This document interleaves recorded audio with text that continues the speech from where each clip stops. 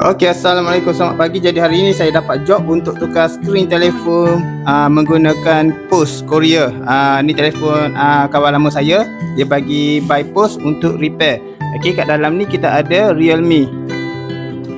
Okey, jadi telefon ni masalah dia skrin dah rosak. Jadi kita akan repair, kita akan carilah dia punya spare part.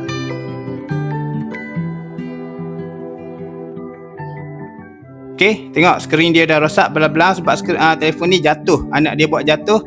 Jadi kita akan tukarlah dia punya skrin. Kita pergi petanda cari dia punya spare part. Ini adalah model Realme C75 lah kalau tak silap. C75, kemudian kita ada Vivo V21e.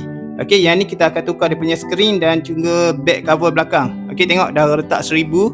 Okey, yang ni pun kita akan buatlah video penuh. Kita akan update dalam YouTube dan TikTok.